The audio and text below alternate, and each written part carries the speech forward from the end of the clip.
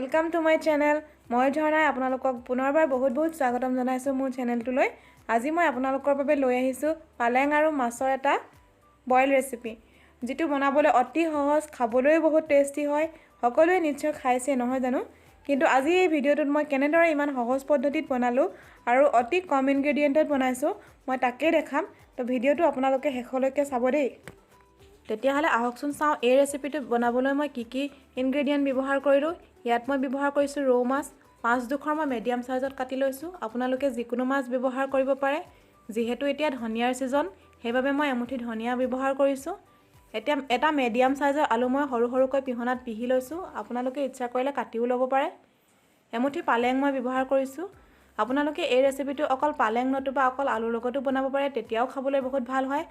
আৰু মই দুটা বিলাহী সৰু সৰুকৈ কাটি লৈছো। 4টা কেঁচা জলকীয়া মই ব্যৱহাৰ কৰিছো। যদি জ্বলা খাই ভাল পায় আপোনালোকে তেতিয়া হলে বেছিকৈ ব্যৱহাৰ কৰিব পাৰে জলকীয়া। বইল শাকখন অলপ জ্বলা হলে খাবলৈ বেছি ভাল লাগে। 6-7 ফুটামান ৰসুন মই ব্যৱহাৰ কৰিছো আৰু এডুকুৰা সৰু আদাও মই ব্যৱহাৰ কৰিছো। আদা আৰু ৰসুনখিনি মই পটাতে থেতেলিয়াই লম আৰু মই ব্যৱহাৰ কৰিছো জালুকৰ গুড়ি। মাছখিনি ভালদৰে ধুই লোৱাৰ পাছত ভিডিঅ'টোত দেখুৱাৰ ধৰণে মই অলপমান জালুকৰ গুড়ি আৰু অলপমান নিমখ দি মাছখিনি ভালদৰে সানি লৈছো। এনেদৰে ভালদৰে সানি ললে মাছৰ যেটো কেঁচেম গোন্ধ হেতু নাইকিয়া হয়। যেহেতু মাছখিনি মই তেলত ফ্ৰাই নকৰো, সেইবাবে মই এনেকৈ জালুক দিয়ে গোন্ধটো নাইকিয়া কৰিছো। যিসকলে ইচ্ছা কৰে তেওঁলোকে হালধিও ব্যৱহাৰ কৰিব পাৰে, কিন্তু মই বইলত হালধি ব্যৱহাৰ নকৰো। মাছখিনি ভালদৰে সানি লোৱাৰ পাছত এখন কেৰাহী মই গৰম কৰি লৈছো আৰু সানি লোৱা মাছখিনি মই ইয়াত এনেদৰে দি দিছো। মন কৰিব ইয়াত মই তেল বা একো ব্যৱহাৰ কৰা নাই, পানীও মই ইয়াত দিয়া নাই। মাছখিনি দিয়াৰ জাস্ট আধা মিনিট মানৰ পাছতে মাছখিনি মই এনেদৰে লুটিয়াই দিলো। চাওকচোন মাছখিনি কিমান ভালদৰে এৰি আহিছে, অলপো নষ্ট হোৱা নাই। যদিও মই ইয়াত ননষ্টিক কেৰাহী ব্যৱহাৰ কৰিছো, আপোনালোকে ননষ্টিক ব্যৱহাৰ নকৰিলেও হ'ব। ঢাকোন দি মই মাছখিনি এনেদৰে 2 মিনিট মান সিজালো। তাৰ পাছত চাওকচোন ইমান ধুনীয়াকৈ মাছখিনি এৰি আহিছে, অলপ তেলো এৰিছে। আপোনালোকে এনেদৰে 2 মিনিট মান ঢাকোনখন দি এনেদৰে মাছখিনি সিজাই ল'ব। একো পানী ব্যৱহাৰ নকৰিব তেতিয়ালৈকে। 2 মিনিট মানৰ পাছত ঢাকোনখন উঠাই এনেদৰে মাছখিনি লুটিয়াই দিব। তাৰ পিছতে ইয়াত পানী ব্যৱহাৰ কৰিব। ইয়াত মই পানী ব্যৱহাৰ কৰিছো এটা টিফিন বাটিৰে 2 বাটি মই ইয়াত পানী ব্যৱহাৰ কৰিম, মিডিয়াম সাইজৰ বাটি। ভিডিঅ'টোত দেখুৱাৰ ধৰণে ইয়াত মই 2 বাটি পানী ঢালিলো আৰু এই সময়তে আপোনালোকে নিমখটো এড কৰি দিব। মই নিমখটো এড কৰিবলৈ পাহৰিলো। আৰু 10 মিনিট মানৰ পাছত চাওকচোন ইমান ধুনীয়াকৈ উতল আহি আছে। এইটো সময়তে মই ইয়াত কাটি থোৱা আলুখিনি এড কৰি দিম। আলুখিনি এড কৰাৰ পাছতে মই সৰু সৰুকৈ কাটি থোৱা বিলাহীখিনিও এড কৰি দিম।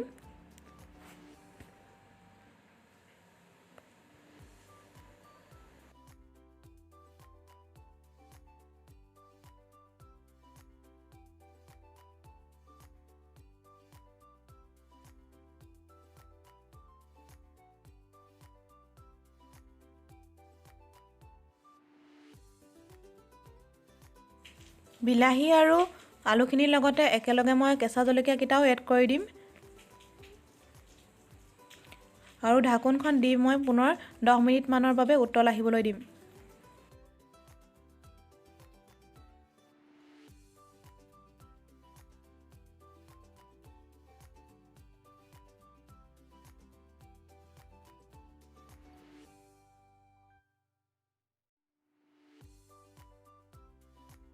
এয়া 10 মিনিটৰ পিছত মই ঢাকোন আঁতৰালো। চাওকচোন ইমান ধুনীয়া দেখাইছে, লোভ লাগিছেনে বাৰু? এয়া অলমোষ্ট হৈয়ে গৈছে শাকখিনি। এতিয়া মই ইয়াতে কাটি থৈ দিয়া পালেং শাকখিনি এড কৰি দিছো। পালেংখিনি আগতে নিদিব, পালেং সিজিবলৈ বেছি দেৰি নালাগে। সেইবাবে মই নমোৱাৰ অলপ সময়ৰ আগতেহে মই পালেংখিনি এড কৰিছো। এয়া পালেংখিনি মই ধুনীয়াকৈ মিহলাই দিছো শাকখিনিৰ লগত। ইমান ধুনীয়া দেখাইছে নহয়নে বাৰু?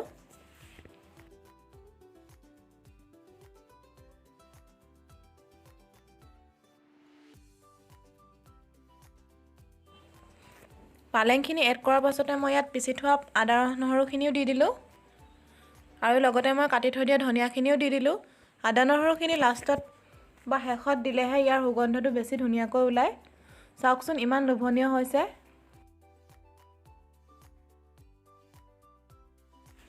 এতিয়া হেতা এখনেৰে মই লাহেকৈ মিহলাই দিছোঁ শাকখিনি। আপোনালোকে লাহেকৈ কৰিব, মাছখিনি ভাঙি যোৱাৰ চান্স থাকে। অলমষ্ট হৈ গ'ল আৰু আমাৰ শাকখিনি। নমোৱাৰ আগত কিন্তু মই ইয়াত অলপ নেমু ব্যৱহাৰ কৰিম এক্সট্ৰাকৈ, যিহেতু মই বইল শাকখন অকণমান টেঙাকৈ খাই ভাল পাওঁ।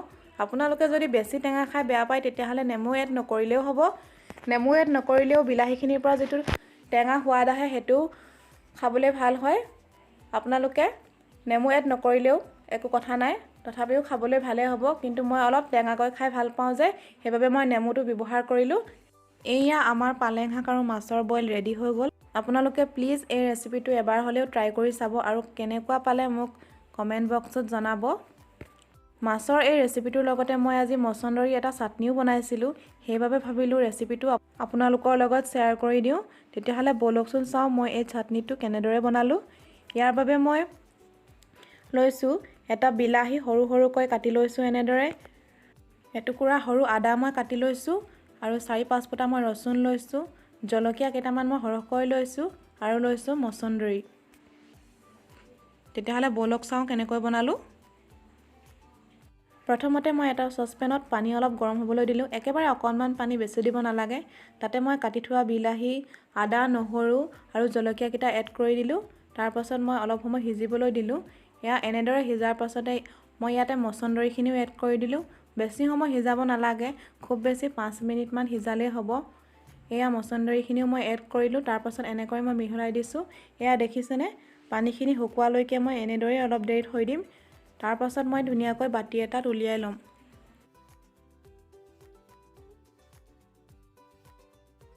এয়া মই বাতি এটাত উলিয়াই ল'লোঁ। ইমান অকণমান হৈ গ'ল দেখিছেনে। ইয়াতে এতিয়া মই আন্দাজ অনুসৰি নিমখ মিহলাই দিছোঁ। তাৰপাছত মই হাতেৰে ধুনীয়াকৈ পিটিকি দিম। বহুতে মছন্দৰী খাবলৈ বেয়া পায় ইয়াৰ গোন্ধটোৰ বাবে। যিসকলে মছন্দৰী গোন্ধটোৰ কাৰণে খাই বেয়া পায়, এনেদৰে এবাৰ খাই চাবচোন আদা, নহৰু আৰু জলকীয়া অলপ দি।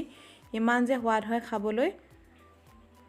আৰু যদি আপোনালোকে ইচ্ছা কৰে তেতিয়াহ'লে ইয়াত অলপ কেঁচা মিঠাতেলো ব্যৱহাৰ কৰিব পাৰে, কিন্তু মই আজি ইয়াত কেঁচা মিঠাতেল ব্যৱহাৰ নকৰিলোঁ, মই এনেকৈয়ে খালোঁ। আৰু এয়া চাওকচোন আমাৰ শেষ থালিখন, কি ধুনীয়া লাগিছে নহয়নে। যদিহে আপোনালোকে মোৰ ভিডিঅ'টো ভাল পালে তেতিয়াহ'লে ভিডিঅ'টো লাইক কৰিব, কমেণ্ট কৰি জনাব কেনেকুৱা পালে, আৰু ফ্ৰেণ্ডছ এণ্ড ফেমিলিৰ লগত মোৰ ভিডিঅ'টো শ্বেয়াৰ কৰিব। এণ্ড প্লিজ মোৰ চেনেলটো ছাবস্ক্ৰাইব কৰি দিব। অকণমান আগবাঢ়ি যোৱাত আপোনালোকে মোক সহায় কৰক। আৰু ভিডিঅ'টো চোৱাৰ বাবে বহুত ধন্যবাদ।